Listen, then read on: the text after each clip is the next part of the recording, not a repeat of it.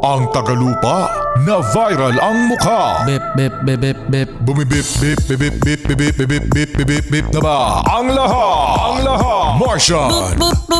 Enrico Pañero. Bip, bip, bip, bip, bip. Bip, bip, bip, bip, bip, bip.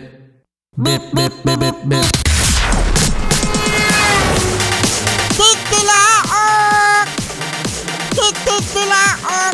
Bip, bip, bip, bip, bip. Ito na ang 101.1 Yes FM Balitang Hoy, solid cute morning sa mga yes pre natin ng mga motorista, lalong-lalo na dyan sa may Commonwealth, Quezon City. Hello sa inyo Hello sa inyo. Mag-ingat dahil mga yes friend, meron isang tinitignan na modus ngayon sa mga kalsada. Kaya yung mga hindi lang taga Commonwealth, yung mga taga Quezon Avenue, basta lahat ng mga kalsada, mga motorista, mag-ingat kayo sa tinatawag na modus na Banggami. Banggami! Banggami. Ibig sabihin yan mga yes friend, merong isang lalaki, babae, basta merong isang tao na out of nowhere, bigla na lamang tatakbo pagkatapos magpapasagasa.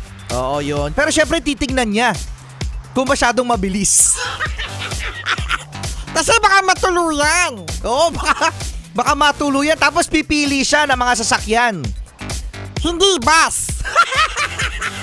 Tsaka hindi dapat truck. Hindi dapat truck. Yan, kasi isang biktima mga yes friend ay isang rider. Nagmamaneho ng motor.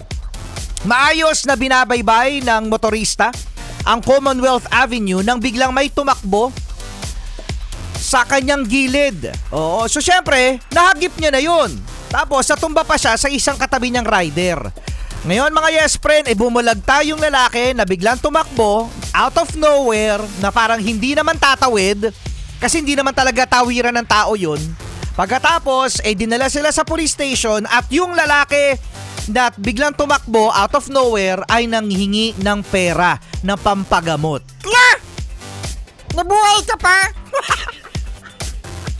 Grabe ka! Grabe ka naman! Buhay pa yan?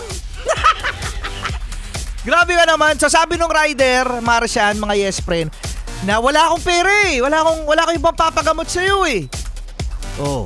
Edi yung nag-modus, nga. Pre! Nga ka! Hindi successful! Hindi successful. Hindi nga successful yung modus niya, no? So ito yung kaimportantihan mga yes friend ng dashcam kasi nahuli sa dashcam Nahuli sa dashcam ng ibang sasakyan.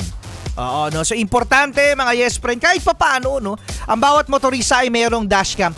Magkano ba ang dashcam? Usually mga yes friend, meron yan nasa 1,000 mahigit. Meron ng dashcam para meron kayong katunayan sa mga ganyang mga modus. Tsaka sa mga nanguhuli ng mga enforcer na wala sa hulog. Oo nga, no? Sasabihin ng enforcer, hoy, huli ka! Tapos sasabihin ng driver. Ngayon, Tapos sasabihin ng enforcer, beating the red light. meron akong dashcam Ano sasabihin ng enforcer? It's a prank! It's a prank na lang. It's a prank! May dashcam ka! Kasama nyo para Enrico Pañero. At Martian the Cute! Charlie Cute Morning! Ang cute-cute ko talaga!